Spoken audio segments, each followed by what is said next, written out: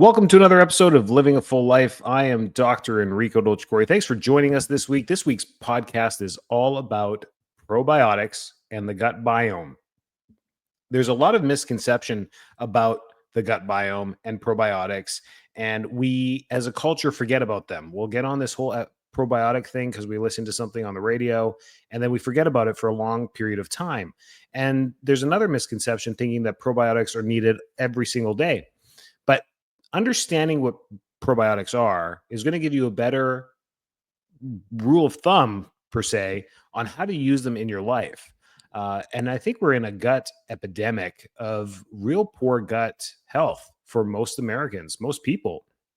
And that's what leads to indigestion, stomach pain, bloating, constipation, going to the bathroom too frequently, irregular stool.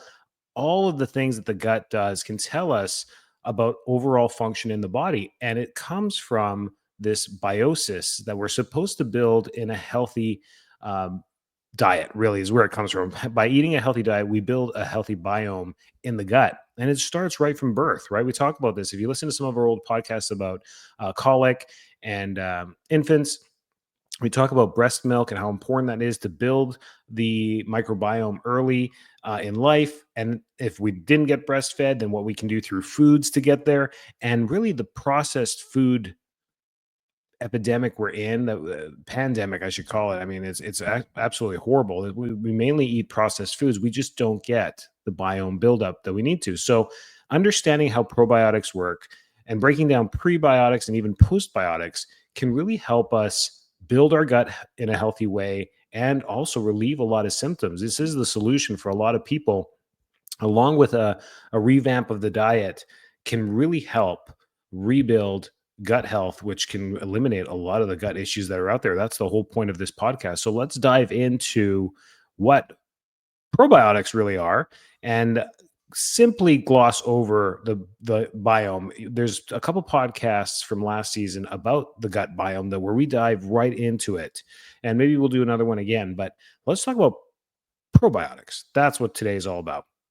So the definition of a probiotic is having a live bacterial benefit from whatever we take. It usually comes in pill form or powder form, but it's a live beneficial bacteria that you introduce orally into the gut to help the good flora continue to flourish in our gut. There's different strains of probiotics. So you always want to mix and match what you take. So if you've been taking one type of brand and you take it every day and you've been taking it for months or years, it's pretty much maxed out its capacity in your gut. You probably have enough of those bacteria because you've been doing it so frequently. So like lactobacillus, bifidobacterium, Saccharomyces, all these other good flora that are in there, there's tons of them. We want to cycle through them. So we want to have 10 billion, 50 billion cultures that we cycle. So once you buy a bottle and you finish it, you take a little bit of a break so the flora can die off, the overgrowth of flora can die off, and then you cycle a new probiotic. And you kind of do this quarterly, maybe. Let's say it takes you 2 months to finish a bottle of probiotics or a powder of probiotics. Then you'd stay off of it for 2 months and then cycle through another one, a new one, and introduce that to the gut. And being sensitive to it is a normal thing. So some probiotics you'll react better to, and other ones you'll feel bloated or you'll feel some symptoms from that. You probably don't want to continue the ones that give you symptoms, but you do want to write down what was in that one that you bought that created symptoms in you, because it may be a link to an overgrowth of that particular one or a conflict of interest of how bacteria work together in a symbiosis. So it's a very complex understanding of the gut, and we still haven't really scratched the surface about the gut biome. But a lot of health science is going towards the gut because understanding it more is going to uncover a lot of the future biotech that we get, and future even medicine and helping people in the future is going to come from the gut. And we're on the surface scratching and understanding this. So playing with the probiotics can be an insight on how your gut's actually functioning.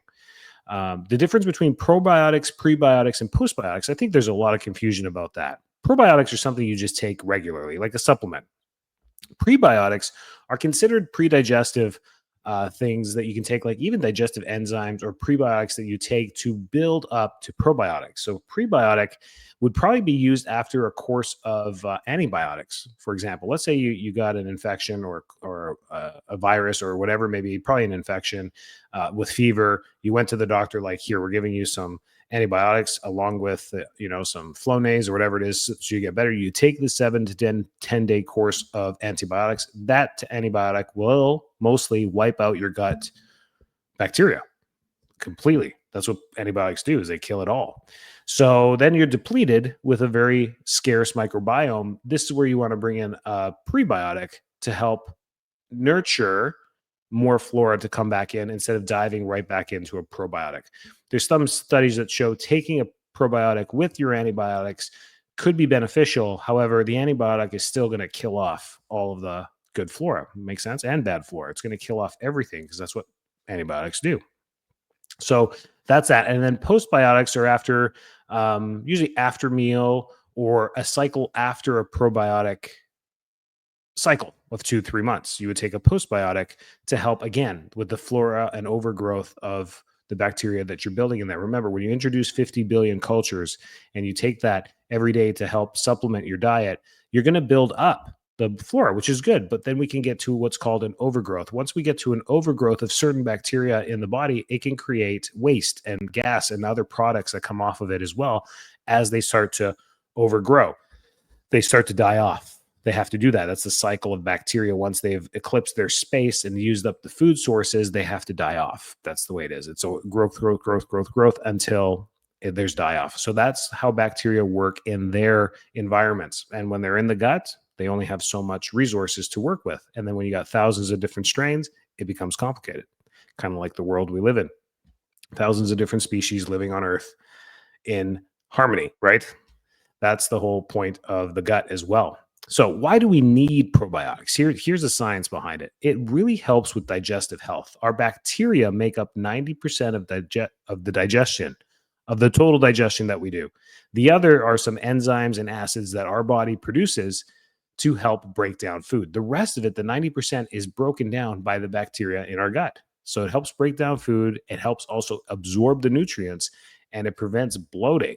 So having a good flora will actually show up with people that have less symptoms of bloating or report less symptoms of bloating after any meals. Bloating typically means a dysbiosis in that biome, for sure.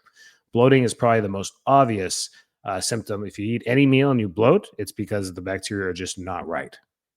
So digestive health is the big player with the probiotics, and then immune system support as well. 70% of immune function is in the gut. We forget about that. Our gut pretty much guides our immunity, and a healthy gut leads to a healthy immune system as well. So the flora that plays a role in the gut also plays a role in our immune support. So really important how those two things dive together. So that's why when we're not feeling well, our appetite is cut as well. It's connected to the gut. We just don't want to eat because we're trying to recover. It's the connection between the immune system. The immune system then switches over to killing whatever bacteria or viruses are in the body during that time of being sick and symptoms, and then returns back to gut focus after we're healthy. So that's where loss of appetite comes into play with our immunity.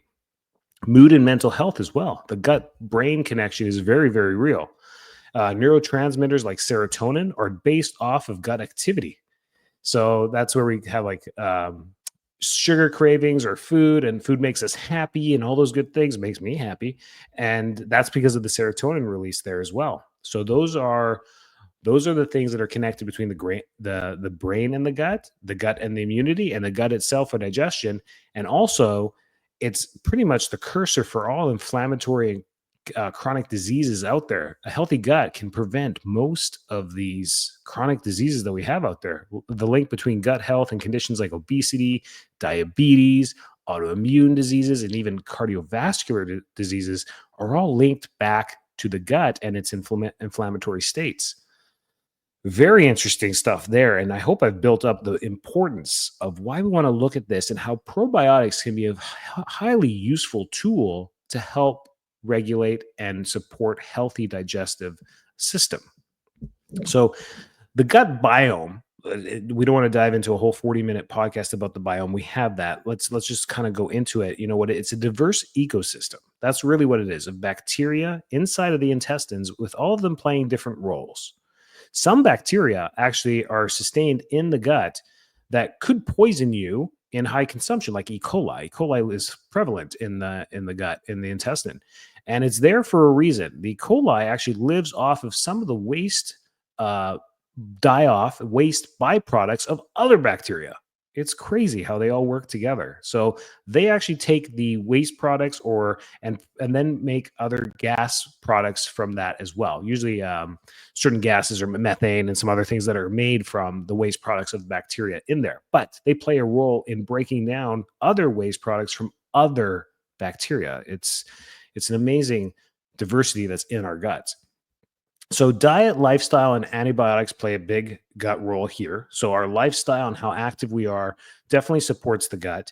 And then our cycles of antibiotics also play a huge role. Having a pediatric health history plays a big role, even for you as an adult, to look back and understand what your pediatric health history was all about. Were you breastfed? Were you bottle fed? Were you cesarean section born? Were you naturally born? Which way was your gut built in those first few months of your life? It plays a big role. Then, how did you cycle through antibiotics in your life? If you're an 80s kid like me, I mean, every ear infection, everything there was antibiotics, antibiotics, antibiotics all the time. The banana flavored antibiotic, all the amoxicillin, all the time. The thing was like, oh, okay, banana, it tastes like banana. And that wrecks your gut. It definitely wrecks it. And did my parents do probiotics at the time? No, no. I think my saving grace in my household was having immigrant parents who made home cooked meals 95% of the time. We never ate out. We never had fast food. Never went through a fast food chain at all.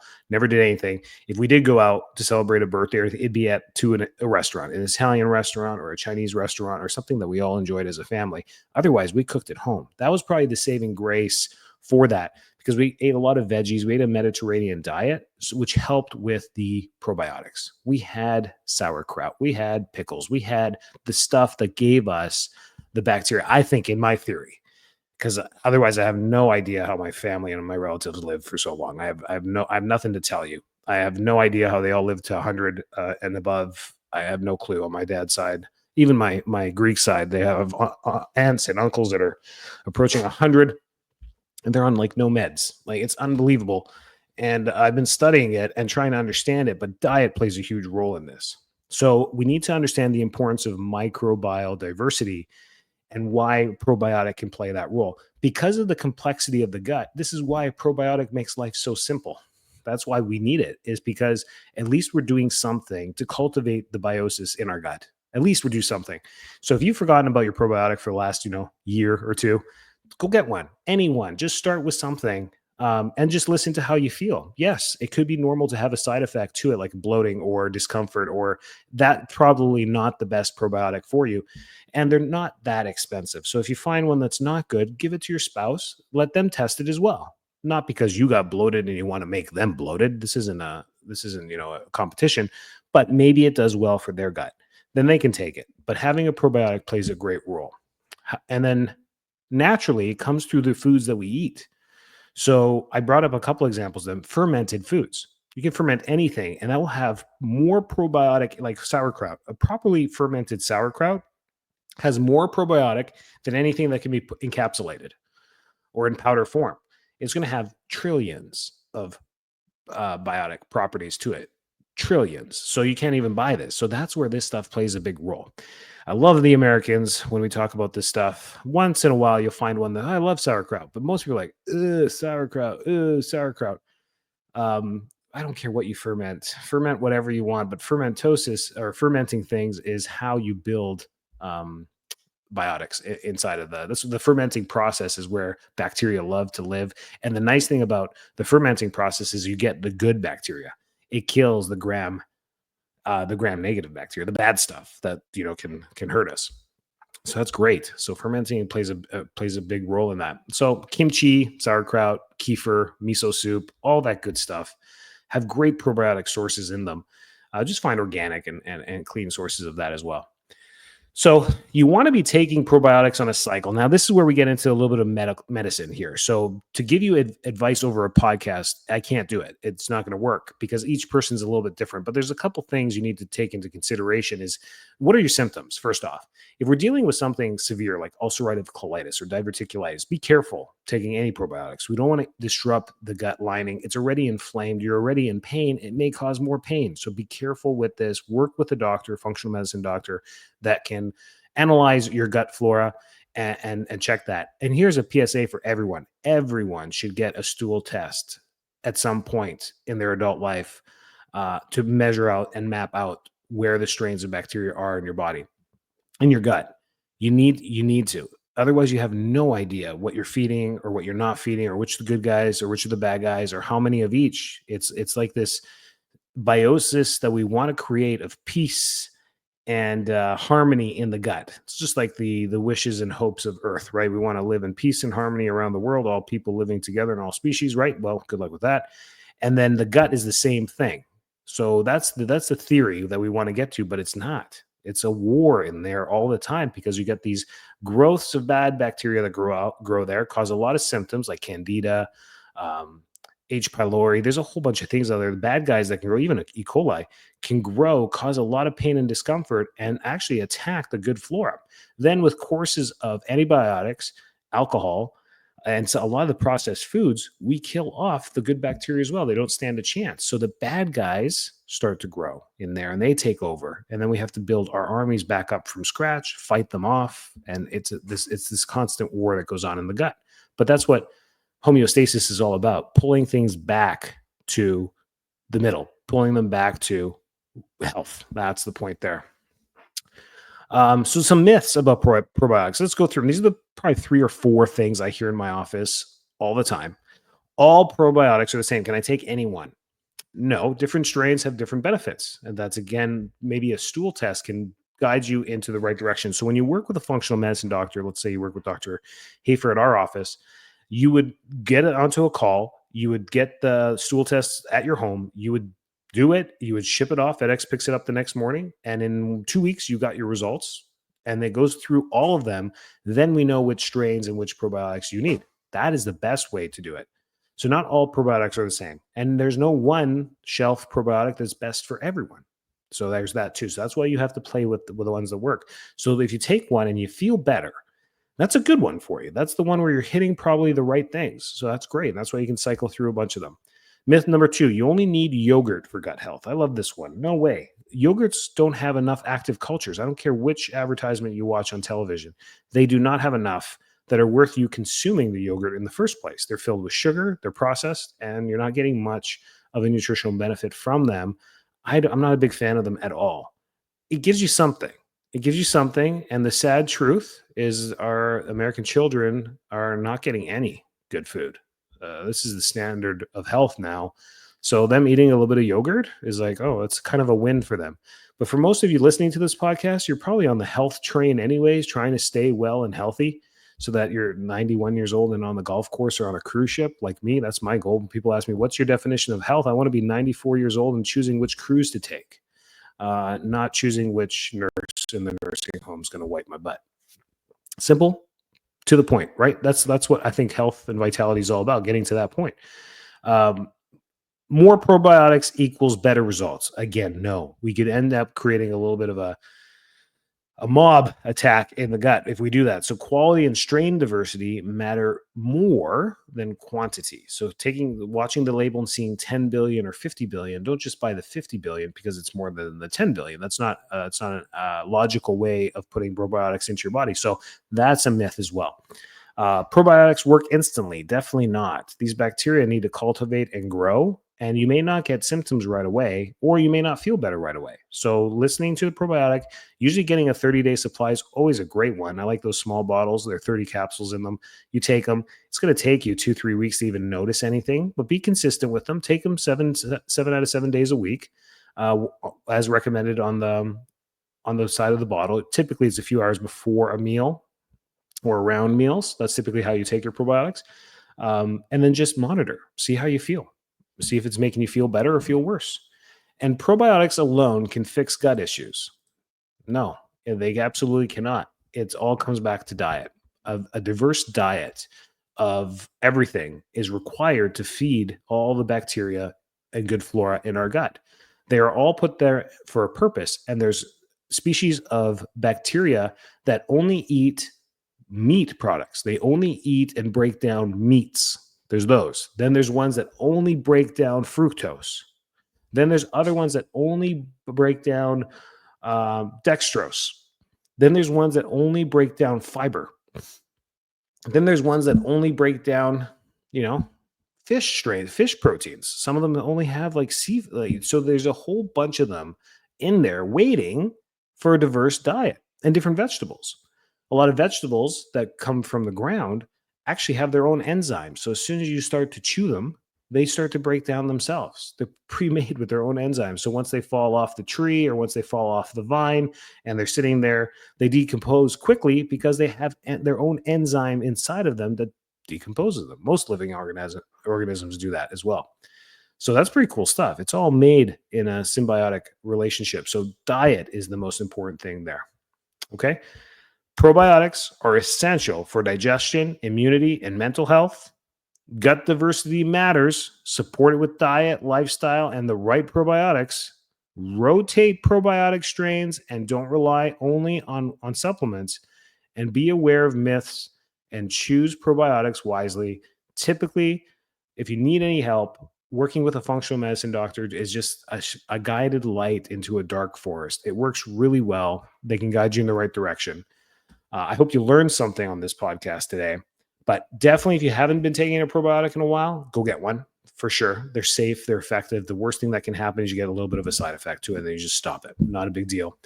Go get one. It helps with your digestive flora. It helps with digestion. It helps with mood. It helps with everything, as we talked about in this podcast. Stay well, stay healthy, and take care.